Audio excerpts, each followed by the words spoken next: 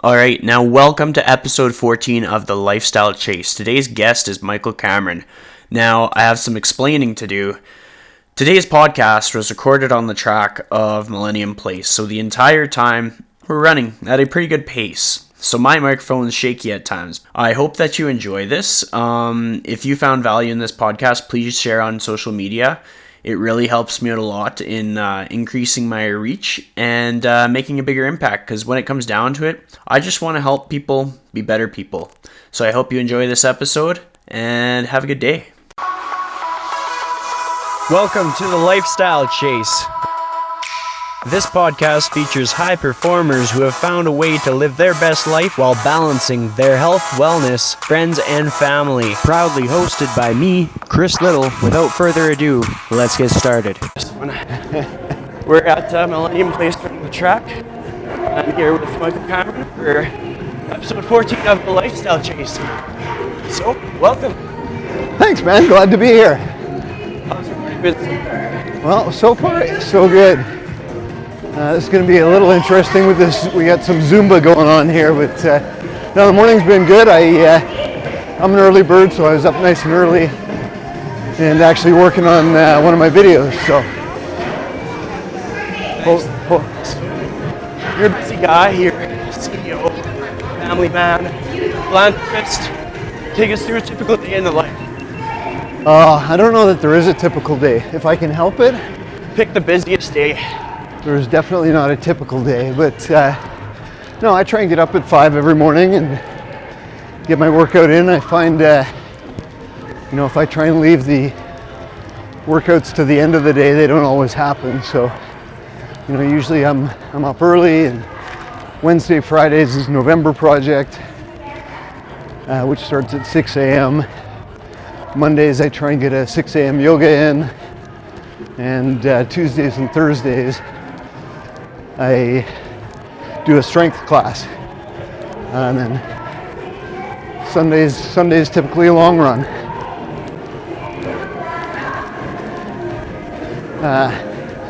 Then again, depending on the day, I head into the office, and I run a mortgage brokerage company.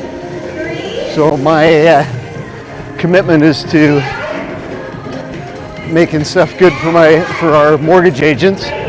So I spend a lot of time, there's just a variety of different activities, whether it's recruiting, working on our technology,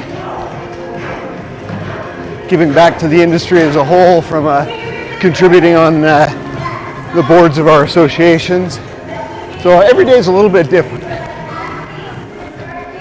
And then of course, there's kid activities, and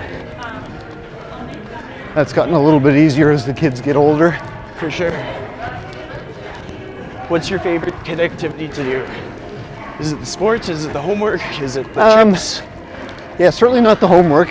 I'm not a homework guy. I absolutely love watching them play sports. The coolest thing, my son just turned 18 October 28th. So my new favorite is he and I went out for a beer last week. Where'd you go? We went to the Canadian Brew House. What kind of beer did he try? He's a Budweiser guy. He's nothing too adventurous. What about yourself? Oh, I like IPAs. I'm an IPA. Nice. Absolutely. But yeah, it was Try just... any of the local breweries? Yeah, I'm a big summertime. I'm a big Alley Cat, Apricot fan. Yeah.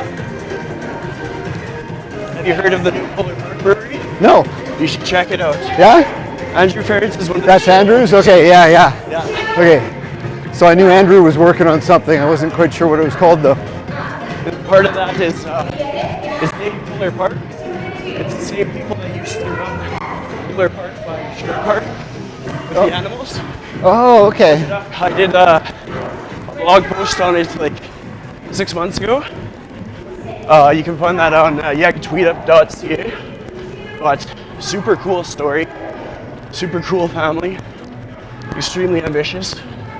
And their facility is going to have nitro brewing. So that's the first of its kind in Edmonton for sure. Oh, very cool. So kind of like that Irish beer, Guinness. Oh, okay. Same idea. Yeah, I'm not a real big stout fan. I can't say that I am either, but I try all kinds. Yeah. No, I really like to try the different strains of IPA. So many people don't like IPA, and No, then they pass it off to the next guy, kind of thing. It's definitely I'm the next guy, it's definitely an acquired taste. for sure. So, you've spoken at TEDx shows, and you have a catchphrase that really stands out. It's you're actually wearing on your shirt. Big beautiful shit. Yes. We're gonna put out a teaser to our listeners. In 2 sentences, how could you summarize the meaning of that team? We'll go into more detail in the next question. Yeah, I mean, the Make Beautiful Shit Happen thing was sort of a combination of a conversation my girlfriend and I had about talent. And she asked me, or I asked her what her talent was, and she replied that she made things beautiful, and as an artist, she absolutely did. And she asked me what my talent was, and she decided that my talent was that I make shit happen. And so together, we were gonna make beautiful shit happen. I love it. So that's kind of the premise of where that came from. So kind of how our paths crossed is, I really think it was November project. I haven't gone there nearly as much as you. Probably I've gone and accumulated like 5 times. Yeah. But then we got to added, connected on social media. Yes. And I saw your video, your powerful story. And there's no question as to what video that is. How has that day altered you, and how has it made you the person you are today? Yeah, so you want me to describe the video that we're talking about? Yeah, give the listeners some context. Yeah, so in October of 2015, my girlfriend Colleen woke up at my place at 5 o'clock and went to go teach yoga at 6 a.m. She came around, gave me a kiss, said goodbye. I said, have fun at yoga. And unfortunately, those were the last words I ever said to her. She never made it to yoga. She was ambushed by an ex-boyfriend who shot and killed her and subsequently took his own life. So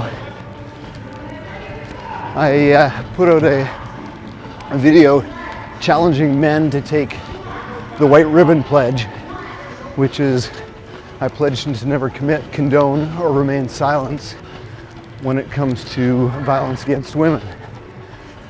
And that coupled with the story has been a powerful message. And absolutely that day changed my life in a number of ways. I obviously lost a woman that I love very much in that moment, but it really sort of tested my mettle as far as overcoming adversity. And I've been through a lot of crap in my life, and you just never sort of expect to have to get to a point where we have to endure something like that. For most people, it's unfathomable. So yeah, it's absolutely sort of changed the path of my life, no question. So if we took a time machine and went back 10 years, compared the 10-year-ago version of you to the one today, what would be the 3 biggest things that stood out? I think for me, absolutely the biggest thing, 10 years ago, I was much more head focused than heart focused. And that's been a monumental shift in my life.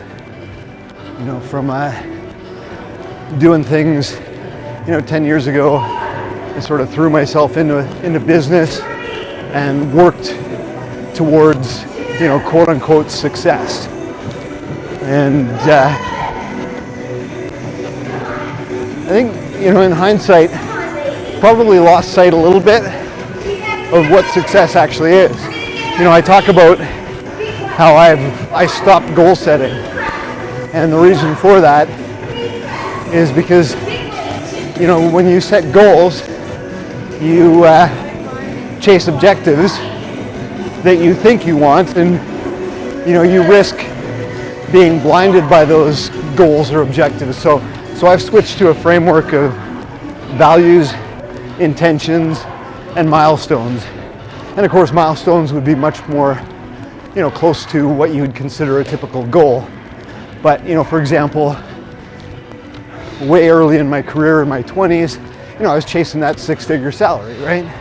And why did I want that? Well, I wanted that so I could have more time with my family and do more things. But of course, you get so wrapped up chasing that goal that in fact, that takes away from spending more time with your family and doing more of the things you love. And we get into this sort of vicious cycle, and we tend to lose sight of what it is we actually want. Because nobody wants 100 grand in the bank. They want what they think that will do for them. So, you know, maybe the way to get there is to earn 100 grand. Maybe it's not. Maybe it's quitting your job and doing something you love. Maybe you can get to the same place without having to sort of put those goal-focused blinders on. And I think that's really important. People are chasing motion. It's tied to money. Yes. Their lessons, we realize we just want that emotion. Yeah, absolutely. Absolutely. Yeah, the income one is huge, right? Because most of us, you know, whether it's I want $1 million in my bank account. Well, no you don't, because $1 million doesn't do anything. Yeah. What you want is the freedom that you think that'll give you. You know, whether that's travel, whether it's time with the family.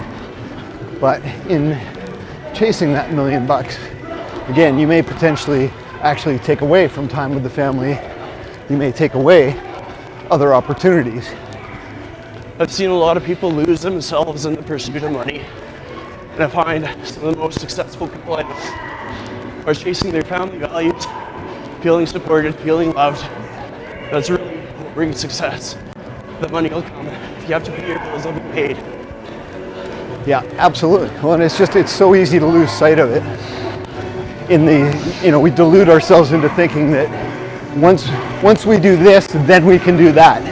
And if you find yourself saying, well, once I X, then I can Y, I want you to stop and really challenge that.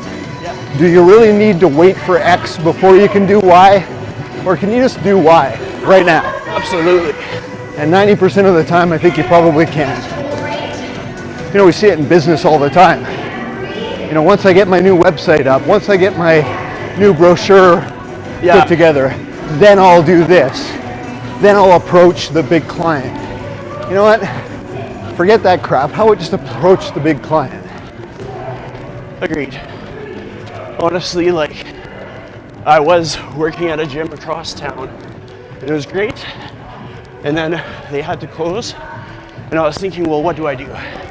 Like, I have to get more experience to start up my own thing or whatever. And I was like, no, I don't. Right. My clients just want to train with me. And then when I do a good job, more people will want to train with me. And honestly, I don't need to overthink it. I just need to set it up, find a gym, and do it. And it's worked. Yep, execution is the key. So you recently did a collaboration with Mr. Dave Proctor. Yes. In his Outrun Rare. Yes. It was like a charity run event. And it seemed like every day you were doing video updates with him. Whether he was running on the road, training conditioning, showing his nutrition. Can you tell our listeners more about that cause? Yeah, absolutely. So Dave Proctor is a world record holder. He holds or held, I think it actually got recently broken, but he held the Guinness World Record for farthest distance run on a treadmill in 24 hours. And he has a 10-year-old son that has, it's called RECA, R-E-C-A, relapsing encephalopathy with cerebellar ataxia. Ooh, not bad. Nicely done. So he was, his talent is running. So he decided he was going to run across Canada to raise funds and awareness for the Rare Disease Foundation. And he set off to run from Victoria to St. John, Newfoundland. And unfortunately, he ended up with a herniated disc just east of Winnipeg. But yeah, he ran about 2,700 kilometers from Victoria to just past Winnipeg and raised about $300,000 for the Rare Disease Foundation. And his journey got taken on by other people. Yes. Logging their distances. So how many other people would you say participated? Oh, I'm not sure the number, but we basically, everybody was invited to pick up the mantle and sort of run for Dave and donate their kilometers. So they had, I can't remember the number, but I think it was like 60 or 70,000 kilometers donated. So it was actually really cool to see the run community get behind him once he couldn't run anymore and support his cause. So it's pretty cool to be a part of. And there's another example of just the power of relationships. And I think that's a valuable lesson for your listeners. So Dave has become a very good friend. But a year ago, I didn't know Dave. Exactly. I ran into Dave via social media, saw he was doing some cool things. So I picked up the phone and called him. And I said, hey, would you be up for an interview? Much like we're doing here, Chris. And of course he said, yeah, absolutely. And so I said to him, well, I like to do things a little bit differently. Whereabouts are you? And he was down in Okotoks. So I said, okay, well, it's about a 3-hour drive. I said, how about I come to you and we do the interview somewhere that's meaningful to you. So long story short, we ended up doing it much like we're doing here at the Okotoks Field House. And I ended up running the track with him for about 2.5 hours. The whole thing. Oh, these guys are nuts. It was amazing. And like I said, that was a relationship out of me just picking up the phone and making an introduction. And like I said, Dave's become a very good friend, and I'm part of the Outrun Rare 2019 team. They got some cool things coming.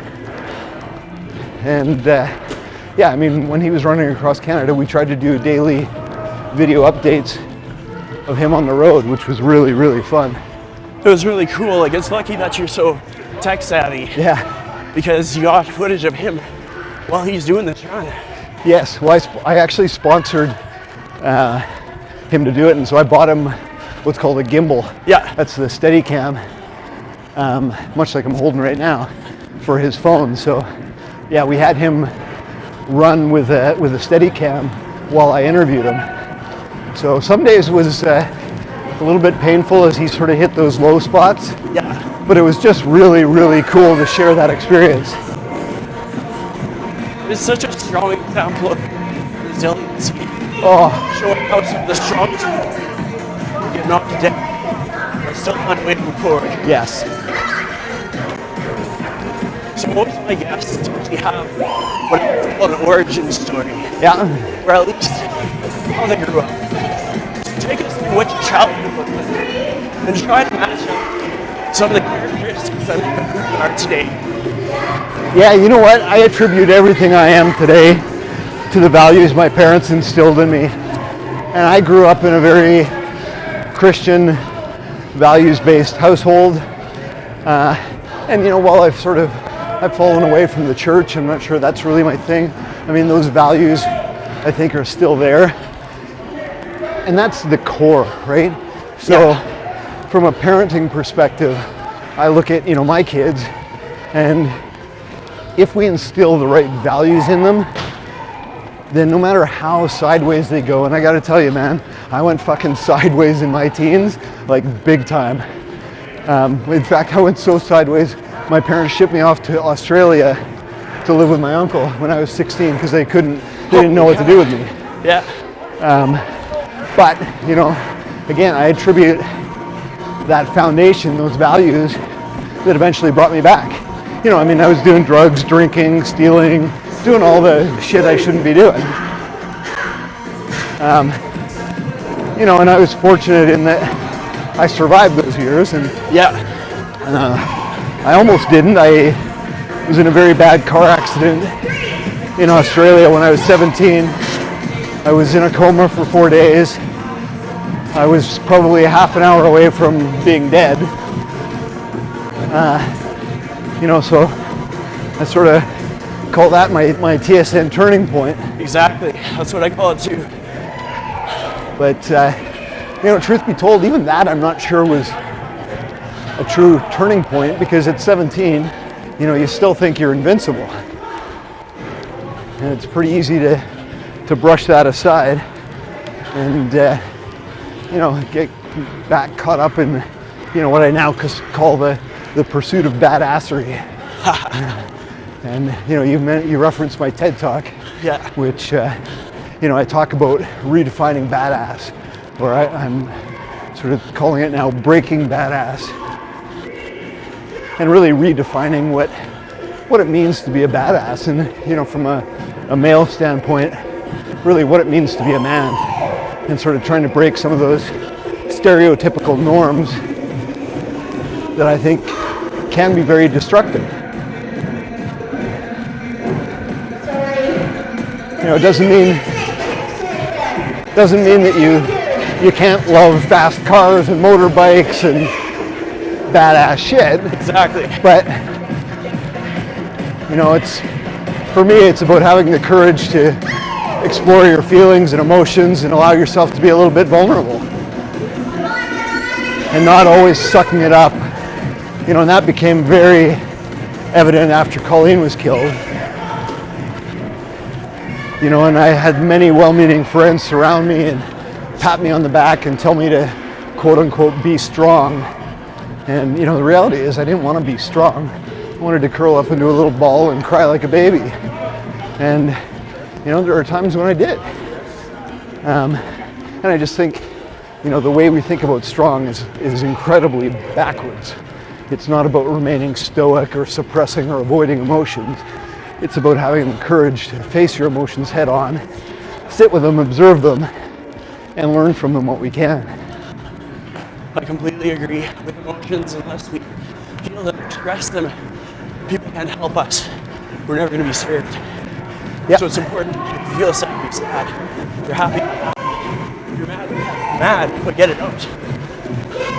Yeah, well, and the other thing, I mean, when you talk about anger, I mean, one of the things that I strongly believe is that anger is often just a mask for sadness. Yeah.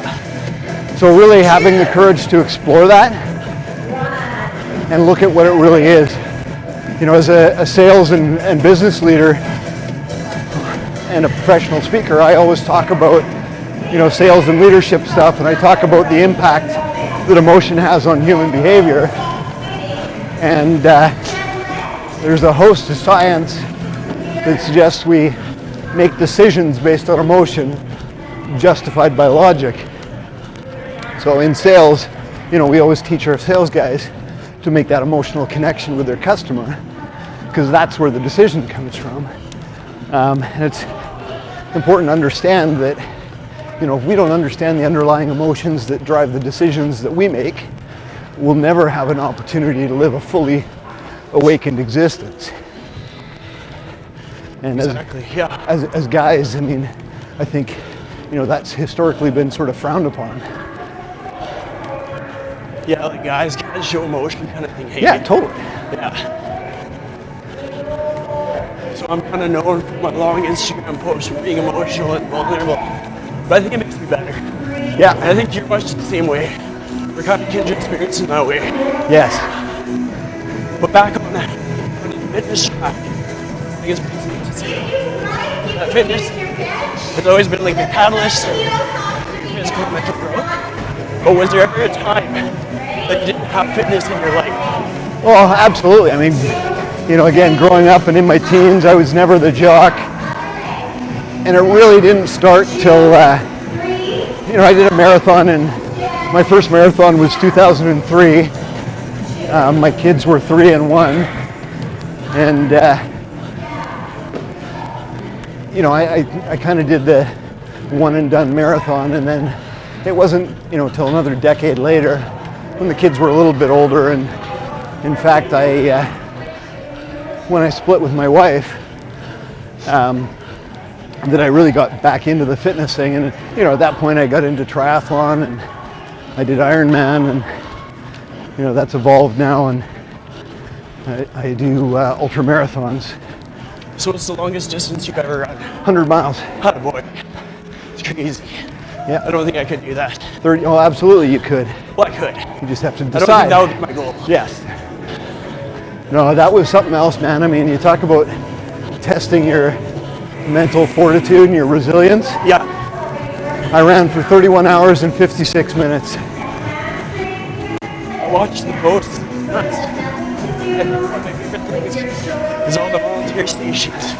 You make an effort to Yes. Yeah, I do. Every race I do, I try and do what I call volunteer selfies. Yeah. So every aid station at every race, I'll take a selfie with a volunteer and post it.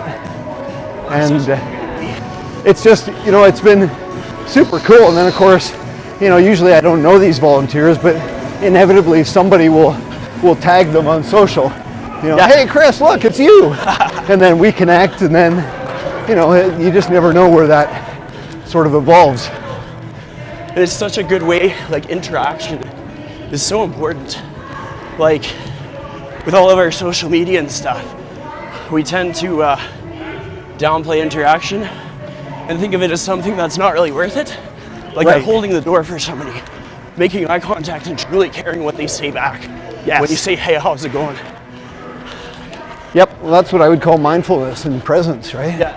And There's that's so much in this growing online business and less space time with people. Yeah, but that's backwards. But the beauty of that is it opens up a shit ton of opportunity for those that have the courage to pick up the phone. So one of the things I do, or try and do, doesn't always happen, is anytime I connect with somebody on LinkedIn, if they're relevant to my business, I'll pick up the phone and call them. And people are always blown away. Of course, they're a little defensive at first because they think I'm phoning to sell them something. Yeah, some kind of pyramid scheme. And I always joke that no, I try and connect with 3 new people a day, and today you're number 2. Yeah. And that always gets a chuckle, and of course breaks the ice a little bit. So that human connection is huge. Totally. And you look at suicide rates in men, and again, this comes back to the being comfortable exploring emotions thing. I mean, I think men as a gender are generally incredibly lonely. Yeah. And, we don't reach out.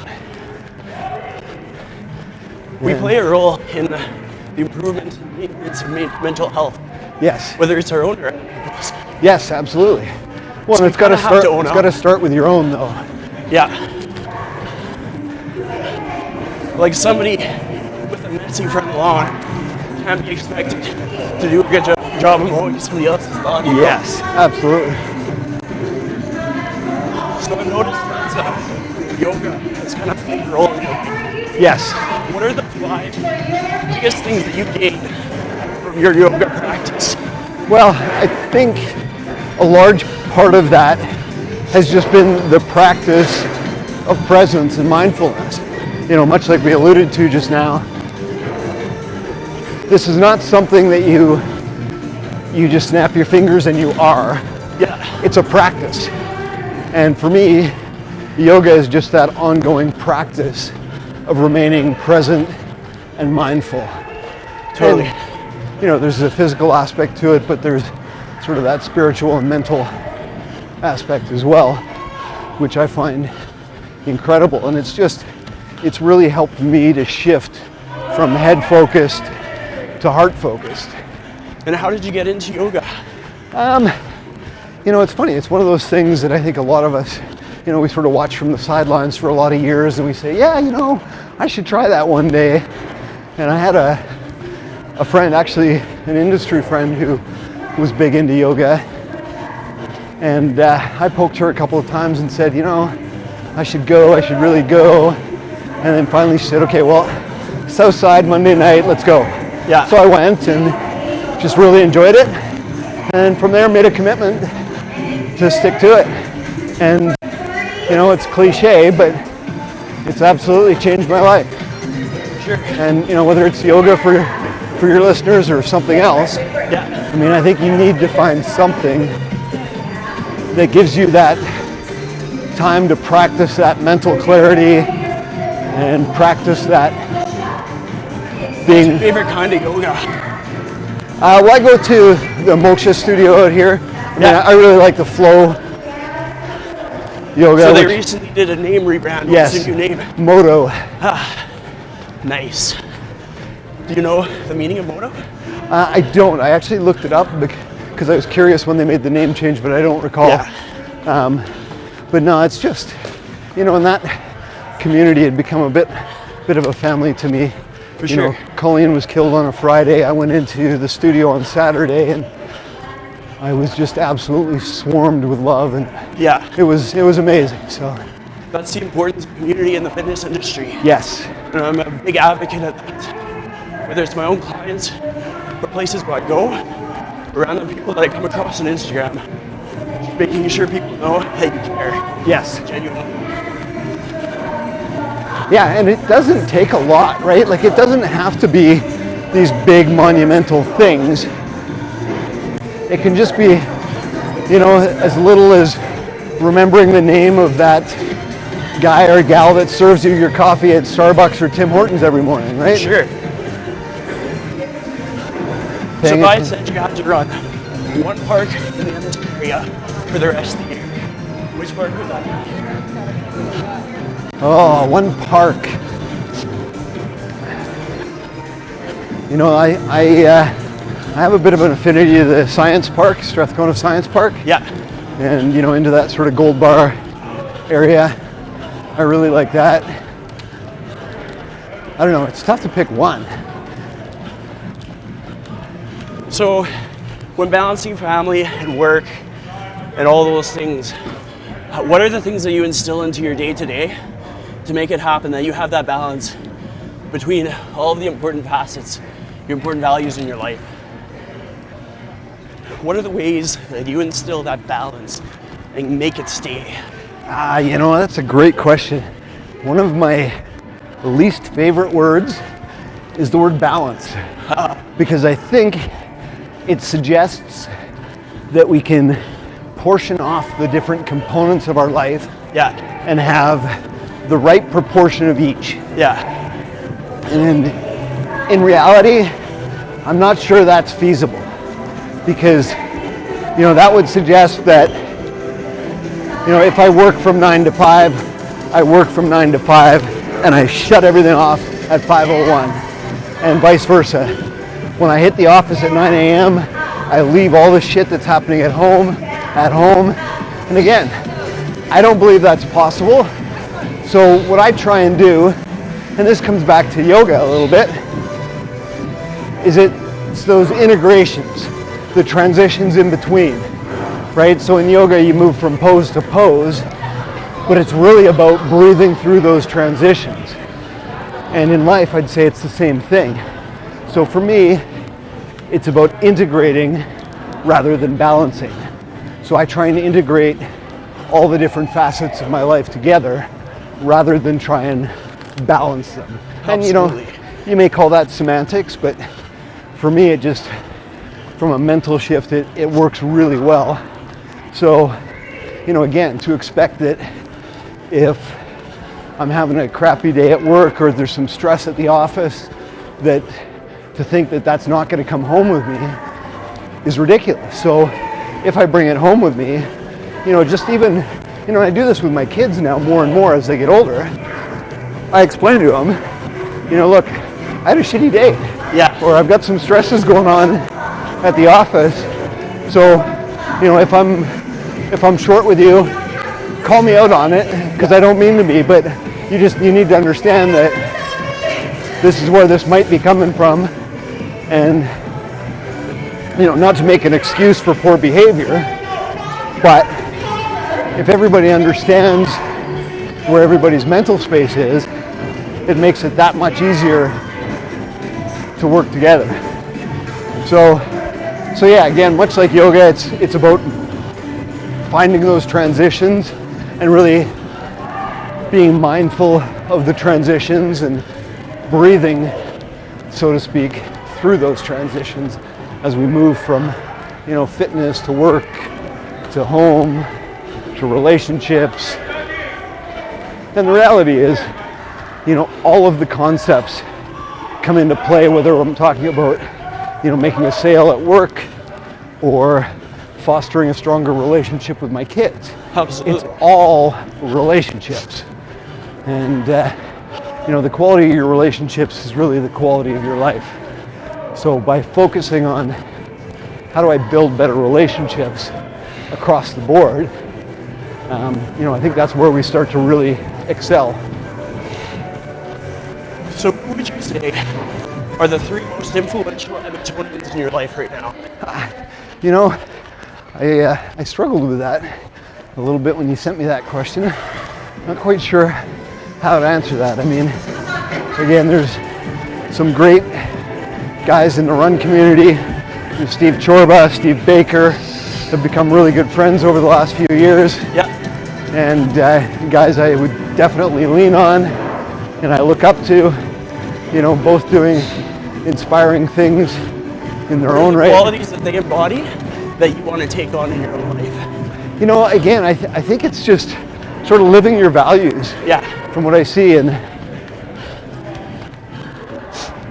and pursuing your passions. Absolutely. Whether that's running, whether that's art in Stephen Chorba's case. It takes a lot of courage to do that. So, for sure. So yeah, I think courage is sort of the big one. Yeah. And for me, courage is kind of the be all and end all. We often, there's books written on fearlessness and things like that. And I think that's such bullshit because buzzwords. Well, and the reality is, I don't think you're ever going to be fearless. Yeah. What you need to be is courageous, which means attitude around fear needs to change. Yeah, you just need to be able to move through your fear. I don't think it's reasonable to try and eliminate fear. Yeah. But I think it's reasonable to try and find ways to move through that fear and not let it cripple you and paralyze you. So yeah, a couple of guys in the run community for sure. I've got a lot of connections sort of outside the city that I look up to. A good friend of mine, Drew Dudley, is a leadership expert. And he and I have shared some personal stories that have really resonated and brought him really close as well. So he'd be another guy, although not an Edmontonian. Definitely a guy I value in my life.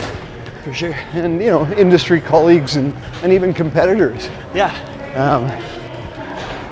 I just look for the people that live their values. Absolutely. So now for some quick questions. First one, cookies or donuts? Haha, cookies for sure. Kale or spinach? Spinach, absolutely. Movie in the theater or high school drama production? I would definitely take drama production. I can't stay awake at a movie theater. The kids will keep you interactive. Yes. Love it. Back to the long answer. If the listeners want to find out more about you or what you're all about, where should they go? MikeCameron.ca is kind of my home for everything online. As you all know, I share pretty much everything on social, so Facebook. I'm under Michael Cameron on Facebook. But yeah, that's probably the best bet. Yeah. You can Google my TEDx, Redefining Badass. I'm kind of all over the place. You're an author too, eh? Sorry? You're an author? Yeah. Well, it's not published yet, but yes. That's one of those things that I keep kicking myself for. I I banged out 100,000 words and am on the final throes of editing. But I just need to buckle down and get that sucker done. And at least people know to keep their eyes open, hey? Yes, absolutely. If you gave your book a trailer, what would it be? Well, much like what we've talked about. I mean, for me, it's all about sort of breaking badass. Yeah. And, you know, my entire life I've pursued that sort of handle of badass as a guy that was always more geek than jock in high school, or when I dropped out of high school. But, you know, I've always sort of looked for ways to sort of prove myself, so to speak. And, Yeah. you know, I've been relatively successful in business in my 40s, and, you know, now it's about moving from success to significance. So that's kind of what I try. You know, I tell sort of my life story and some of the trials that I've had to go through, and how those have shaped me, and the lessons that readers can learn from that. So, yeah, again, it's all about reshaping some of those stereotypical norms. I love it. So now for the most important question. If you were to give our listeners one piece of advice on how to live their life the fullest, most authentically, what would that piece of advice be? Yeah, be you. Authenticity is huge. So stop trying to prove to the world how good you are, and start trying to prove to yourself how much better you can be. Yeah. And just own your shit. I love it. We're going to start walking to cool down. Thanks for joining me, Mike. My pleasure, man. I'll see you around soon, I'm sure. Absolutely. Is that a good workout for you? Totally. That was my second one of the day.